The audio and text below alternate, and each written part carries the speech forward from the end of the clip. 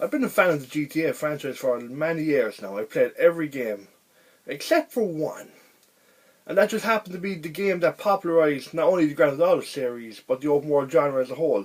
Grand Theft Auto 3. I played it here and there when I was a kid, but I never really gave the game a proper playthrough. I played it in a friend's house every now and then. I knew some of the characters like 8 Ball, Katarina, and I heard a lot of hype about how a lot of people liked Salvatore Leone. And I wanted to play this game because I played the rest of the GTAs and I felt like I was missing the true beginning of when this franchise got really good. So I played through the game last week. I just finished it last week, and I have to say, it's a good game.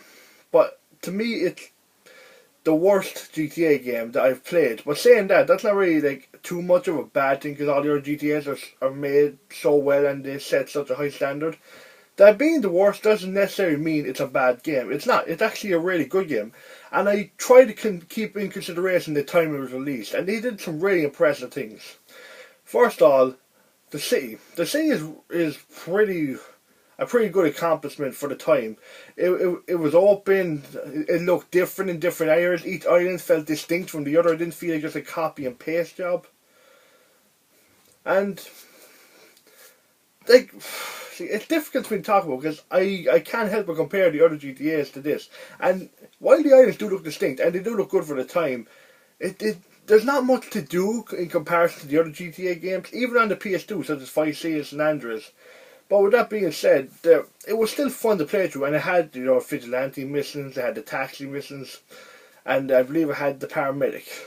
I don't tend to do the side stuff much. I usually in GTAs I tend to do one or two things. I mainly play through the story when I play through the GTA games. The story is like one of the most important things for me in video games, aside from the gameplay, of course. And the other is Rampage, but I rarely do Rampages either. I just tend to have some fun here and there. But most of the time it's the main story. And that's what I really want to talk about in this game, the story. First of all, I find it's just weird that the main character doesn't speak. Because through all the GTA games I have played, the main character has always spoken. And I knew he didn't speak. This wasn't a shock to me, but it just kind of takes away from the scenes. And it's not as interesting because it feels just like you go to a mission, you get given a task, you go out and complete the task. It just feels very basic. But with that being said, there is some good story moments and some good story beats, and there's some really funny, memorable characters like the corrupt police officer Ray. Katarina is a psychopath and made a pretty entertaining villain. Salvatore Leone was pretty cool. Donald Love is just a douchebag, but he's kind of entertaining. Kenji, while he did sound stereotypical for an Asian, for the Asians, I'm guessing some Asians probably found that pretty offensive, but let's be fair, it was funny as hell. Did not like him though, he was a bit of a douchebag as well. A lot of the characters in this game were actually douchebags, but there's some that do stand out. Ray is probably my favourite just because of how funny, he always just gets angry and is just stressed all the time, and it's just hilarious. And the missions are pretty basic. They do get better along the way, and I will say this. At the start, the missions were kind of easy, they weren't too challenging, but the last 10, they definitely just ramps up completely, and sometimes I play the game with cheats. It's just a habit for me. All the PS2 Grand Theft Autos I've always played with cheats. I feel, to me, that's the way they should be played. That's why I feel like they should be played. I've never, and people are saying that when you can't, that's pretty a bitch way to play it. You're not trying to beat the real challenge, but man, let's be fair, the GTA games on the PS2, they're kind of unfair in a lot of missions. There's a lot of easy missions, but there's some missions that are just ridiculously unfair and difficulty for no good reason. And the cheats, honestly, there's some missions in GTA 3, I'm like, how the hell would you beat this game without the cheats, you know what I mean? But back to what I was saying, the missions are fun. There are some really memorable ones, some that are going to be stuck in my mind forever because over how I had to retry them a couple of times. There was the one where you had to go to another island and lead some of the Colombian vehicles into this factory yard for the Yakuza to ambush them and kill them, and you have to bring them. You can't just kill them yourself. You have to bring them there and then kill them inside that area so it counts like the Yakuza killed them. So I was like, oh cool, fine. I did that.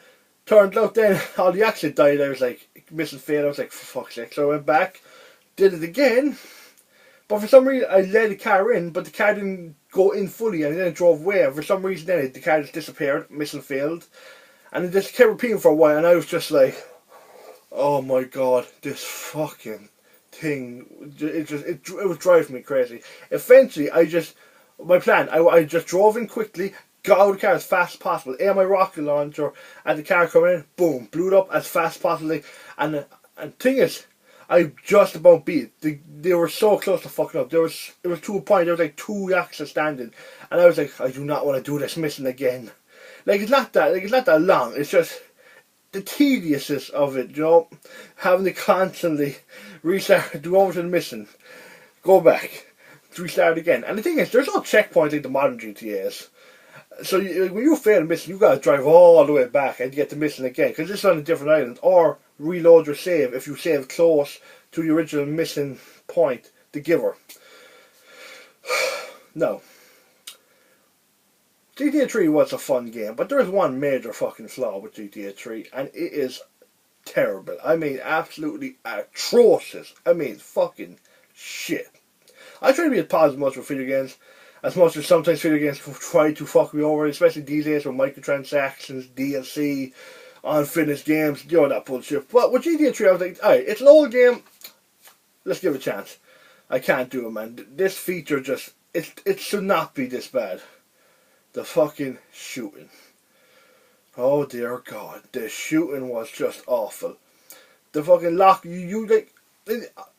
I'll just get to it. In GTA, you use the lock-on aim to shoot. But the thing is that you could lock onto an enemy, but the camera doesn't turn around so you see the enemy. It could be the camera could be pointing you, and you're just shooting, but you've no idea what you're shooting at because the camera's looking at your character, and it's kind of very wonky. The camera doesn't lock onto the person that you're aiming at, that you're locked onto. So it just makes it very confusing, and it's not really efficient.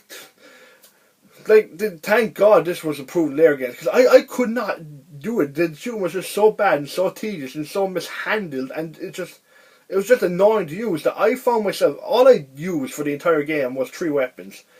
The assault rifle, the M16 I believe, the rocket launcher and the sniper rifle. No, the reason I used these specific 3 most time is because none of them were locked on aim. There was a manual aim. Sniper, obvious. Rocket launcher, you had a first person view, and assault rifle, you had a first person view. Thank God. Because if these weapons were already in it and I had to use the lock on aim, it would have taken me a lot longer to beat the game. Oh, it was annoying as hell, but it didn't impact my enjoyment too much because the other guns in the first person mode were fun to use, so I was happy enough with that. I know the story it's pretty basic, but it's pretty good as well, because I like that you start off working for the Italian mob, then you got to the Yakuza, and then you have to interact a little with the Colombians, but not really. You just have to kill them and make a deal. But the end of it felt very rushed, as in, I was getting towards the end of the game, but I was like, maybe there's probably a bit left. I feel like there's a bit more, because Katrina just kind of came back, and I feel like we're going to have to couple more interactions with her, because she is the one who tried to kill you at the start. She is the villain of this. But no, Katrina kills the Yakuza woman, Kenji's sister, which I was sad because she was a cool character, and kidnaps Maria, who got you into this mess in the first place, because she told Salvador she was sleeping with you. She was just a dumbass in this game. And so you go over, you do the deal, Katrina tries to kill you, you chase her, and, well, for me, I blew her up in the helicopter, saved Maria. Blah, blah, the end. But, I don't know, the ending wasn't really impactful, especially to the other GTAs. There wasn't as much build-up, and the game, a lot of people said this game, I looked at a couple of reviews, and they all said the GTA 3 story was a revenge mission. That never felt that way to me. I knew that, I'd kill Katrina if I ever saw her again, Claude would kill Katrina. But to me, it just felt like it was just Claude's way of trying to survive. This is what he was good at, and he was just working with whoever employed him and who didn't want to kill him. And he had to adapt to survive to whoever group wanted to work with him, who wanted to kill him. But there was one thing: Claude being a silent protagonist, it does kind of ruin the story. But the one good point is that, in a way, if you think about it, it kind of makes Claude the most cold-blooded killer of all the protagonists, because I'm probably thinking about this deeper than it really needs to be, But like that, since he doesn't talk, he just gets given an objective, he does it. He's missing, kill this guy, blow something up, he'll do it. Well, question that. He's doing it because he's just looking for a way to survive. He doesn't ask any questions. He doesn't care what he has to do. As long as it benefits him, as long as it gets him money, and he'll do it. He doesn't really have any moral compass. No, I know, that's probably just me. They're probably just like, yo, there's so much in the game, I couldn't buy game 5 seconds. It's a simple premise.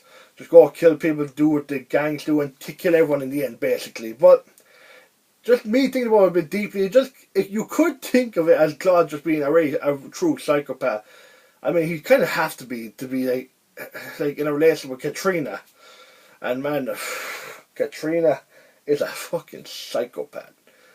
Oh, I mean, I kind of wish Katrina was in it a little bit more just to like build up this like rivalry between her and Claude. But she kind of just came in the last couple of like really came into it properly in like the last couple of missions, and it felt just very rushed to the end. No. Do I hate the game? No. It's a good game. It's a pretty good game, especially for the time. It's a phenomenal achievement for what they did at the time. But it's not. But it is the worst GTA game. Honestly, if someone asked me who never played GTA, what should I start with? I say start with GTA Vice City, because that came out a year later, and they improved so much on GTA 3, and you could tell GTA 3 was the foundation. It was like the prototype, but Vice City was the first true like proper all-in game they were going to go with.